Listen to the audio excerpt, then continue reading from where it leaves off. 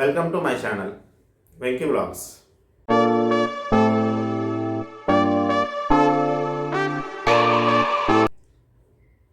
ఇప్పుడు ఈ మధ్యకాలంలో ఈపాన్ అని చెప్పేసి ఒకటి మనకి ఆన్లైన్లో అవైలబిలిటీలో ఉంది. అయితే ఇప్పుడు నేను చెప్పదలుచుకున్న టాపిక్ ఏంటంటే ఈపాన్కుని ఒరిజినల్ పాన్కి డిఫరెన్షియేషన్ ఏంటి అనేది చెప్పాలనుకుంటున్నాను అనమాట. అంటే చాలామంది ఈపాన్ అనేది అప్లై చేసుకుంటున్నారు, తర్వాత ఇది కొన్ని దగ్గర వ్యాలిడిటీ అవ్వట్లేదు అని చెప్పేసి మళ్ళీ ఒరిజినల్ ప్యాన్స్ అనేవి అప్లై చేసుకోవడానికి వస్తున్నారనమాట. అయితే ఈ రెండింటి మధ్యన వేరియేషన్ తెలియక చాలామంది ఈపాన్ అయితే అప్లై చేసుకుంటున్నారు.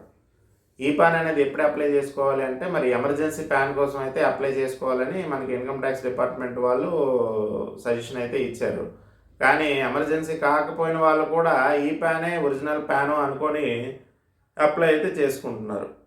అది ఈ ప్యాన్ పెట్టడం వల్ల ఏమవుతుందంటే దాని మీద సిగ్నేచర్ అనేది ఉండదు. ఈ ప్యాన్లో సిగ్నేచర్ అనేది ఉండదు, ప్లస్ ఫాదర్ నేమ్ అనేది ఉండదు.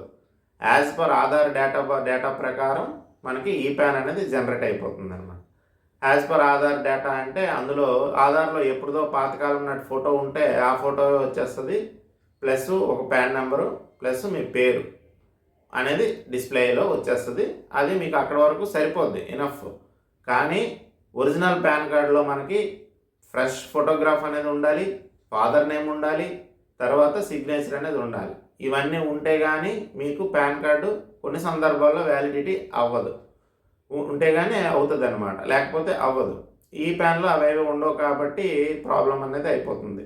చాలామంది ఈ పాన్ కార్డ్నే ఒరిజినల్ పాన్ కార్డ్ అని చెప్పేసి అప్లై చేసుకుంటున్నారు. అందువల్ల ఏంటంటే ఈ ప్యాన్ అనేది అవసరార్థం, అంటే ఒక రోజులో మీకు ప్యాన్ కావాలి, కంపల్సరీ కావాలి అనుకున్న వాళ్ళు మాత్రమే ఈ ప్యాన్ తీసుకోండి. అలాగే తీసుకున్న వాళ్ళు మళ్ళీ ఆ వచ్చిన ప్యాన్ నెంబర్తో మళ్ళీ కొత్తగా పాన్ కార్డ్ అయితే అప్లై చేసుకోండి. అప్లై చేసుకుంటే మళ్ళీ లేటెస్ట్ పాస్పోర్ట్ సైజ్ ఫోటోగ్రాఫ్ ఇచ్చి అప్లోడ్ చేసుకుంటే అప్పుడు అందులో సైను, మీ ఫాదర్ నేము ప్లస్ ఫోటోగ్రాఫ్ అనేది అప్లోడ్ అవుతుంది. లేదు అంటే మీకు ఈ ప్యాన్ అనేది కంప్లీట్గా ఆధార్ డేటాబేస్తో వచ్చేస్తుంది. ఆధార్ డేటాబేస్ ఎప్పుడుదో పాతకాలం ఉంటే మీకు ఆ పాతకాలం ఆధార్ డేటాబేస్ మాత్రమే ఉండిపోతుంది అనమాట. అది అన్ని దగ్గరలో వ్యాలిడిటీ అవ్వదు. అందువల్ల అవసరార్థం మాత్రమే ఈ పాన్ పెట్టండి, లేదు అంటే ఈ పాన్ పెట్టకుండా ఒరిజినల్ పాన్ కార్డు మాత్రమే అప్లై చేసుకోండి. ఇందులో లేడీస్ కూడా చాలామంది అప్లై చేసుకుంటున్నారు. లేడీస్కి ఇంకో సమస్య వచ్చి పడుతుంది. అదేంటంటే వాళ్ళకి పెళ్ళైన తర్వాత ఫాదర్ నేమ్ అనేది 10th క్లాస్ చదువుకున్న వాళ్ళకైతే ఫాదర్ నేమ్ అనేది ఆ 10వ తరగతి సర్టిఫికేట్లో ఉంటుంది. 10th క్లాస్ సర్టిఫికేట్ పాస్ అవ్వని వాళ్ళు కొంతమంది ఉంటారు, వాళ్ళకు ఒక ఆధార్ కార్డే బేస్గా ఉంటుంది. ఆధార్ కార్డు పెళ్ళైన తర్వాత ఇంటి పేరు మార్చేస్తారు. ఇంటి పేరు మార్చేసిన తర్వాత భర్త పేరు యాడ్ అయిపోద్ది. భర్త పేరు యాడ్ అయిపోయిన తర్వాత వాళ్ళకి మళ్ళీ పాతగా ఫాదర్ నేమ్ కావాలి అంటే ప్రూఫ్ ఏమీ ఉండదన్నమాట. అప్పుడు ఆధార్ పాన్ కార్డులో మనం అప్డేట్ చేయాలి అంటే ఖచ్చితంగా ఫాదర్ నేమ్ మాత్రమే ప్రూఫ్తో ఉండాలి. అప్పుడు మళ్ళీ వాళ్ళకి గెజిటెడ్ ఫాము, సిగ్నేచర్స్, అనెక్సర్ ఈ అనేది మళ్ళీ అప్లోడ్ చేసి ఇవన్నీ చేయాల్సిన అవసరం ఉందన్నమాట.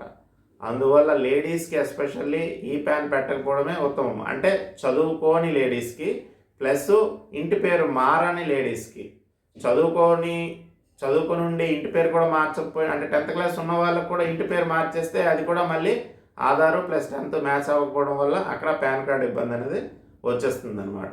అందువల్ల నా సలహా ఏంటంటే ఖచ్చితంగా అవసరార్థం మాత్రమే ఈ ప్యాన్ తీసుకోండి, లేదంటే ఒరిజినల్ ప్యానే పెట్టేసుకోండి. ఈ ప్యాన్ పెట్టుకుంటే మాత్రం మళ్ళీ రెండోసారి మీరు దాన్ని అప్డేట్ చేసుకోండి. అప్డేట్ చేసుకుంటేనే ఒరిజినల్ పాన్ కార్డ్ అనేది ఇంటికి వస్తుంది. ఇంటికి వచ్చిన పాన్ కార్డు మీకు పోస్టల్లో ఏదైతే ఆధార్ అడ్రస్ లేదా ఓటర్ ఐడి అడ్రస్ మీరు ఇచ్చి ఉంటారో ఆ అడ్రస్ మీ ఇంటికి అనేది వస్తుంది అనమాట.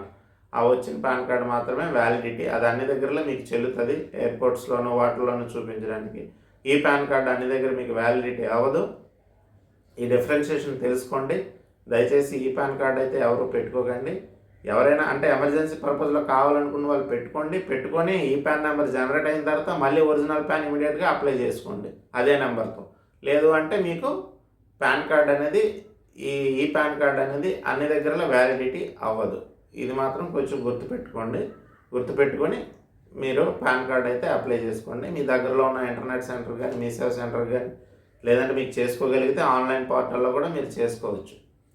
అది చేసుకున్న తర్వాత మీకు ఒరిజినల్ పాన్ కార్డు మాత్రమే వ్యాలిడిటీ అవుతుంది అన్ని దగ్గరలా.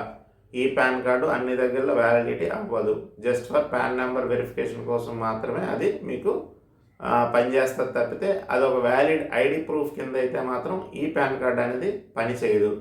ఎస్పెషల్లీ లేడీస్ ఎవరు కూడా, అంటే చదువుకోని లేడీస్ కానీ, లేదు అంటే పెళ్ళి అయిన తర్వాత కూడా ఇంటి పేరు మార్చుకొని ఇబ్బంది ఉన్న వాళ్ళ లేడీస్ మాత్రం ఎట్టి పరిస్థితుల్లో ఈ పాన్ అప్లై చేయకండి. ఒరిజినల్గా రెగ్యులర్గా ఉండే పాన్ కార్డే అప్లై చేసుకోండి. 1-2 రోజులు లేట్ అయినా సరే మీకు ఒరిజినల్గా పాన్ కార్డ్ అప్లై చేసుకోవడమే ఉత్తమం.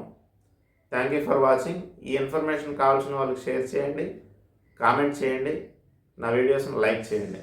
మీరు లైక్ చేస్తే ఇంకొంతమందికి ఈ వీడియో అనేది రీచ్ అవుతుందన్నమాట. Thank you.